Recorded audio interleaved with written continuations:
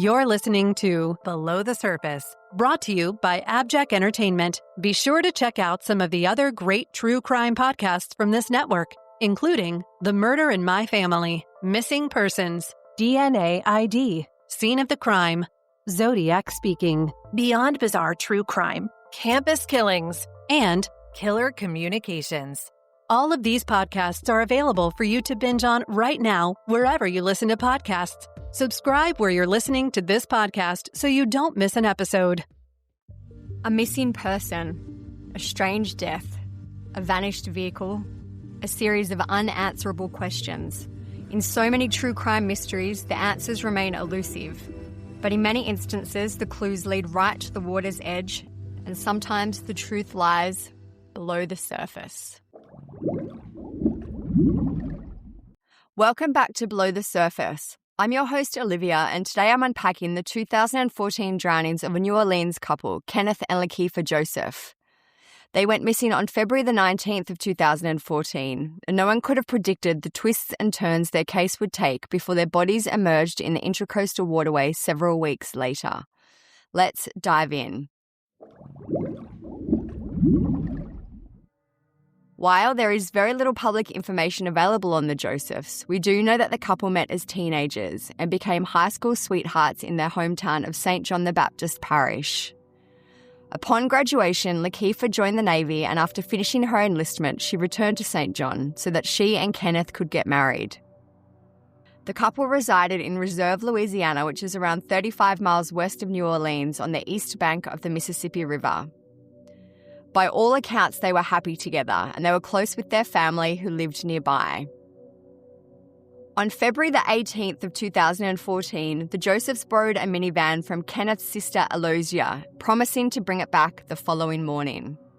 But when Aloysia woke up on the 19th to find the van missing, she was immediately concerned.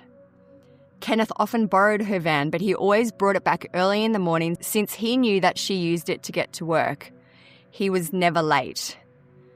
Aloysia tried calling both Kenneth and LaKieffa several times throughout the day to see if everything was okay, but she never heard back from them. By nightfall, Aloysia knew that something had happened, and she and her mother went to the couple's home to see if there was some type of explanation. But when they got to the Josephs' house, they could see that the place had been ransacked. Aloysia and her mother immediately called 911 to report the burglary and file a missing persons report for the Josephs. As police opened an investigation, they were able to get cell phone records for LaKieffa's phone. They found that her phone had travelled between several places in the local St. John the Baptist Parish area on the day of her disappearance. Her phone had also made an outgoing call that same evening, but tracking down who the call had been made to was hard to do. Officers uploaded the Josephs' information to the National Missing Persons database and printed up hundreds of flyers bearing the couple's driver's license photos. The flyers were placed all over the county. A second investigation was also launched on their ransacked house, where forensic specialists swabbed the home for DNA and they canvassed the area for possible leads. But unfortunately, no tips came in to give any insight about what may have happened to 29-year-old LaKieffa and 34-year-old Kenneth. That was until the New Orleans Homicide Unit received a call about a body in the Intracoastal waterway.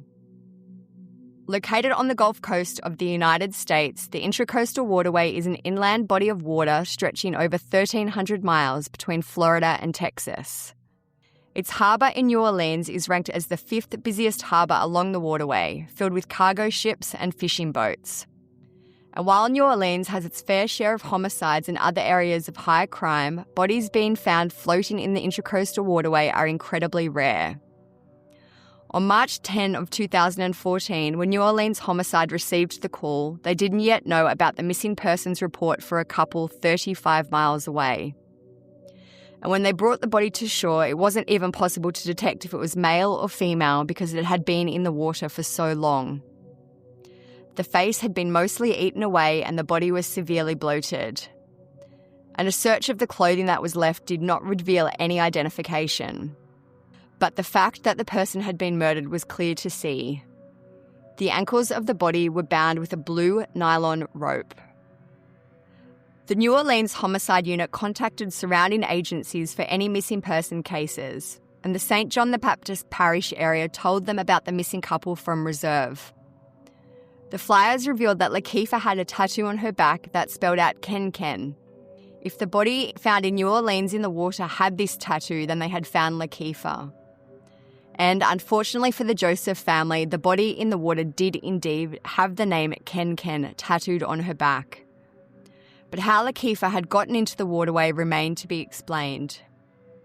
Her body was sent for an autopsy where it revealed that while she had been severely beaten around the head, she'd been alive when she entered the water. Her killer had deliberately drowned her. And her demise was made all the worse when her family told investigators that LaKieffa was afraid of large bodies of water because she did not know how to swim. The terror in her last moments as she plunged below the surface must have been indescribable. But even before the New Orleans homicide squad had been alerted about LaKieffa's body being found in the waterway, the parish police department had found the couple's missing van. On February 27th, 9 days after the couple disappeared, the parish police received a call from the Atlanta, Georgia PD, stating that the Joseph's van had been found abandoned in an apartment complex in the College Park neighborhood of Atlanta. But how it had gotten there was a mystery. Inside, investigators found the key still in the ignition, but both the inside and the outside of the car had clearly been washed. Despite this, there were still obvious stains that looked like blood in several places on the van's floor, and these were swabbed for DNA. The license plate was also still attached, and this information was sent to the New Orleans Homicide Unit after LaKieffa's body was discovered. Detectives were able to trace the license plate to a surveillance video at the Atlanta Travelodge Motel from the night of February 20th. Before anything could be done with the footage, New Orleans Homicide got another call for a body in the Intracoastal waterway.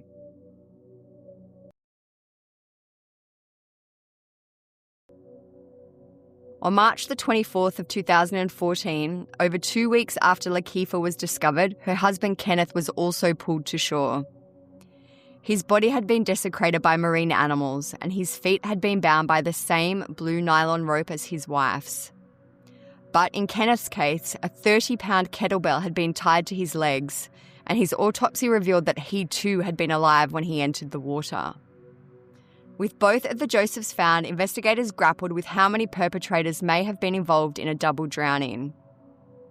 With several avenues to consider, New Orleans lead detective Ryan Vaught began with the van. The surveillance footage revealed that the Josephs' vehicle had been driven to the Travelodge in Atlanta by a man named Frank Mike. At the time of his stay, he was under investigation by the DEA for dealing heroin, but he didn't seem to have any sort of relationship with the Josephs. So how had he gotten their van? Investigators got a search warrant for Frank Mike's house, which was gutted at the time and under construction. But no evidence was found at the residence that gave any insight into his relationship with the Josephs. But the search was enough to alert Frank that he was on the police radar, and he volunteered to give a statement. While Frank provided several varying stories to police over a series of interviews, the most reliable parts of his account stated that early in the morning of February 19th, he came home to find a van that he didn't recognise being driven onto his property.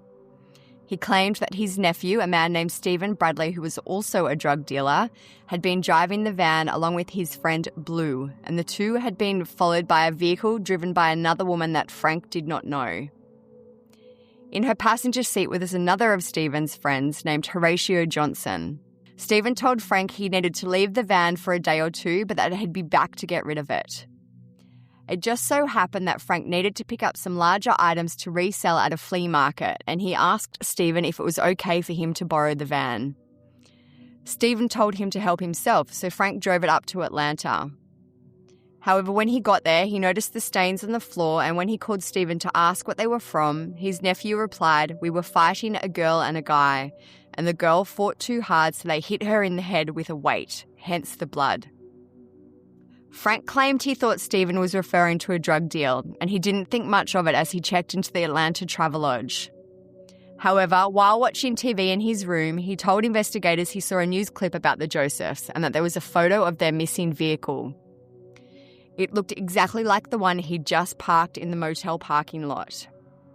Terrified that he'd borrowed a stolen vehicle, he took it to a car wash the next morning, wiped down any surface that he'd touched, and then abandoned it in a random apartment complex. When he called his nephew to demand an explanation, he claimed that Stephen said they'd used it to rob someone of $200,000 and a few bricks of cocaine. When Frank got mad about Stephen not disclosing the information before letting him borrow it, Stephen simply told Frank to set the van on fire before leaving Atlanta. But Frank was already on his way back to New Orleans. Based on his testimony, Frank Mike was arrested for driving a stolen vehicle over state lines, and Detective Vaught next brought in Stephen Bradley for questioning. Through his interview, the connection between all the players was finally made. Stephen explained that Horatio Johnson was Kenneth Joseph's cousin and that they'd had a falling out over a business agreement. Horatio had heard the couple had $200,000 of cash in their house, so he'd lured them to a local recording studio on the night of February 18th, and once inside, Stephen claimed that he'd beat them to death. While this at least made a connection between all the players, it did not match the autopsy results. The only way to know for sure that Stephen was telling some truth about Horatio being involved was to find evidence that tied Horatio to the nylon rope and the kettlebell that had been used in the drownings. To start, investigators scoured local stores and found that the particular kettlebell attached to Kenneth's feet was only sold by Walmart. Detective Vaught had the Walmart closest to the recording studio pull surveillance footage for the night of the murders. To their great luck, Horatio and his girlfriend Brittany were seen on the Walmart self-checkout CCTV footage at 12:30 a.m. They were caught on video purchasing 2 kettlebells, blue nylon rope, rubber gloves, black hoodies, and a degreaser. It was enough to get arrest warrants for Horatio and Brittany, and they were both charged with murder and brought into custody. After a third interview with Stephen Bradley, in which he admitted that he and his friend Blue were at the recording studio at the time of the murders, they too were arrested and charged with murder. As New Orleans prosecutors prepared for trial, Frank Mike agreed to a plea deal since he was facing a potential life sentence between his drug dealing and his involvement in the Josephs' murder. In exchange for providing trial testimony, his charges were downgraded and he was sentenced to just 9 years. Brittany Martin also took a plea deal, agreeing to testify against her boyfriend Horatio. For her cooperation, her murder charge was dropped and she was only charged with obstruction of justice. A judge sentenced her to 10 years in state prison plus 5 years suspended sentence. But Horatio Johnson put in a not guilty plea and he went to trial, which began in August of 2017, more than 4 years after the Josephs' murders. And while this was an excruciatingly long time for the Josephs family to wait for justice, the trial almost didn't happen at all.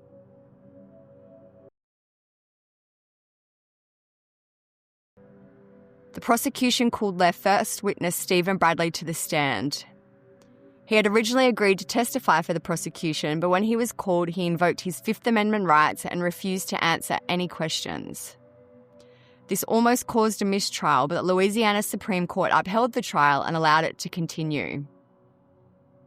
In place of Stephen Bradley, the prosecution was forced to call a stand-in witness. This new witness, a bail bondsman named Donald Silver, testified that he had helped bail Stephen out of jail for a different offence, after which Stephen had confided the following information to him. On the evening of February 18, 2014, Stephen, his friend Blue, and Horatio Johnson met the Josephs at a recording studio near Reserve. Stephen, Blue, and Horatio were already in the building when the couple arrived, and once they came inside, Horatio beat the couple with a bar stool and a chair. He got particularly violent with LaKieffa, where Stephen claimed that Horatio put the bar stool on LaKieffa's head and jumped on it. During the beating, Stephen observed Horatio's girlfriend Brittany Martin come in. When she saw what was happening, she was said to become physically distraught and she left again. The 3 men continued their assault on the couple after that. After they believed that the Josephs were dead, they transported their bodies into the couple's own van and dumped their bodies over a bridge into the Intracoastal waterway. Brittany Martin was called to testify next. While much of what she said on the stand agreed with Donald Silver's testimony, she was able to provide the jury with a much more detailed account. She claimed that Horatio had instructed her to meet him at a warehouse a few miles from the recording studio, which she did. The Josephs were in the parking lot and she witnessed them speaking with Horatio for several minutes before he got into her car, and then they drove to the studio with the Josephs following behind her. Once at the studio, she stayed in the car, though Horatio went inside with Kenneth Joseph. She said that LaKieffa stayed in her van and neither woman got out or spoke to each other. Around 20 minutes later, Horatio came back out and told Brittany and LaKieffa to come inside and watch Kenneth rap. They followed him inside and Brittany claimed that Horatio grabbed LaKieffa by the throat and strangled her. Brittany screamed and became so afraid she ran out to the building and drove to a local gas station to buy a soda and calm down. When Horatio called her and told her to come back to the studio, she complied. She said that she was terrified he'd kill her or her family if she didn't do what he wanted. He met her in the studio's parking lot and got into her car, instructing her to drive to his house in Laplace, around 20 miles from the studios. Once at home, Brittany claimed Horatio changed out of all of the clothes that he'd been wearing, including his shoes, and he put them in a plastic bag that he'd deposited into the trunk of the car. He instructed her to drive him to a secluded area off the highway where he set fire to the bag and tossed it out of the car. Brittany claimed that she was then instructed to drive Horatio to the Walmart where she paid for the kettlebells, rope, gloves, hoodies, and the degreaser. Horatio told her to drive back to the studio and stay in the car. She did so and she observed him taking the supplies they had purchased from Walmart into the building. Around 20 minutes later, she saw Stephen and Blue come out of the studio and drive the Joseph's van right up to the front door. She watched as the men loaded 2 large items into the back of the van. She assumed that they were the bodies of Kenneth and LaKieffa. Horatio then got into the passenger seat of her car while Stephen and Blue got into the van. Horatio instructed her to follow the van as they drove to a bridge in New Orleans East, right above the Intracoastal waterway. The bodies were thrown over the side, and then Horatio told Brittany to drive back to Laplace where she gassed up her vehicle. Horatio then instructed her to go to a friend's house where they met up with Stephen and Blue. At this friend's house, the 3 men cleaned the Joseph's van and then they drove it to Frank Mike's house and left it behind on his property. By this point, it was mid-morning on February the 19th, and Brittany claimed that she dropped Horatio and Blue off at a nail salon for manicures to remove the blood from under their nails, while she went to a local Wendy's and picked up hamburgers. The jury was shown the surveillance footage from the Walmart, along with evidence confiscated from Brittany's apartment and the recording studio that include a blue nylon rope, and the degreaser matched those that were bought at the Walmart. There was also cell phone data showing conversations between Horatio, Stephen and Brittany on the night of the murders, as well as location pings for every stop that Brittany had mentioned in her testimony. However, the defence rebutted that there was no physical evidence tying Horatio to the crime. Prosecution's case was based purely on circumstantial evidence and eyewitness testimony. They also revealed that neither Donald Silver or Brittany were reliable witnesses. Donald Silver had not been present during the murders, he'd only been told the story by Stephen. His testimony amounted to hearsay and could not be appropriately corroborated. And the defence claimed that Brittany had incentive to pin the blame on Horatio. Though she claimed to be in love with Horatio, the two had had a large fight just prior to the murders, after Brittany had found out that Horatio was hanging out with his ex-girlfriend. Then, during their jail time, after several months of discussing plans to get married following their incarceration, Horatio changed his mind and broke up with Brittany, after which she finally agreed to testify against him. They also argued that despite what she claimed in her testimony, Brittany had shown no signs that she was ever afraid of Horatio during the murders. Her phone data showed that while she was waiting in the car for him that night, she'd been screenshotting herself and posting to Instagram, instead of calling the police or other friends to help her get out of the situation. Text conversations between the two in the months following the murder also showed that Brittany had continued to send romantic messages and photos, and she met up with Horatio for sex on a regular basis. She was testifying against him out of anger and to get a reduction in her sentence. They cited that all items used for the murder had been purchased by Brittany and not Horatio, and that based on evidence alone, it was far more likely that she had been the mastermind behind the crime, but was using him as a scapegoat. But this did not stop the jury from returning with a guilty verdict, though it was an 11-1 verdict and it was not unanimous. Even so, Horatio was sentenced to 2 life terms plus 60 years for obstruction and conspiracy. Stephen Bradley's trial was a few months later, where much of the same information was used by the prosecution. Though unlike Horatio, Stephen was acquitted of murder. Instead, the jury found him guilty of obstruction of justice and conspiracy. He was sentenced to 50 years with credit for time served. And though this may seem like the Joseph family finally got justice, Horatio's story was far from over.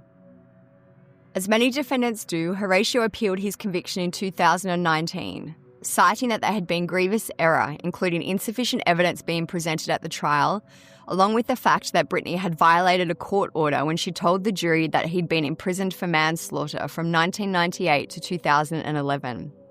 And lastly, his guilty verdict had not been from a unanimous jury, and he was therefore legally allowed to be retried. He won his appeal in 2020 on the grounds that his verdict had not been made by a unanimous jury. His second trial was conducted in August of 2025, but the outcome did not go in his favour. While the jury did not convict him of murder, he was unanimously found guilty of manslaughter instead. But despite this being a lesser charge, the judge still sentenced him to 80 years on the manslaughter charge, 40 for each victim, plus another 40 years for obstruction of justice. As of the recording of this episode, Horatio Johnson has been incarcerated for 11 years and he is in the process of appealing again. However, whether or not he'll win any more appeals remains to be seen. Despite several trials, multiple plea deals, and an exhaustive investigation, there has never been any clear motive for why Kenneth and LaKieffa were tied up and drowned in the New Orleans Intracoastal waterway in 2014. While Stephen Bradley told detectives that Horatio had wanted the $200,000 in cash that Kenneth was supposed to have had in his home, no money was ever recovered in the investigation. Nothing public has ever been released on the burglary of the Josephs' home. This begs the question of if these two incidents were even related, and their family has never stopped struggling to understand why this horrible event happened. If they were indeed targeted for the money, this would mean that Kenneth's own cousin drowned him and his wife. And if it wasn't Horatio, and despite 2 convictions he was not the perpetrator, then their killer walked free. Kenneth and LaKieffa are buried together in the Zion Travelers Cemetery in St. John the Baptist Parish. Their headstone bears 2 interconnected hearts and a photograph of the couple on their wedding day, forever united despite their untimely deaths. Sources for this episode include an episode of A&E's The First 48, NOLA.com, Louisiana's 4th Circuit Court of Appeals, AP News, WWLTV.com, and findagrave.com.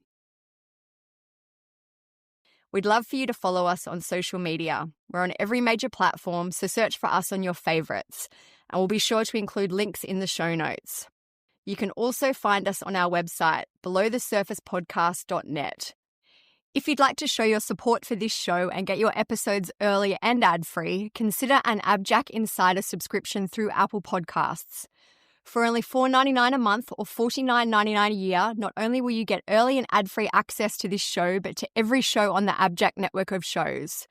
To get started, just head over to Apple Podcasts and search for the AbJack Entertainment channel. Your support is greatly appreciated.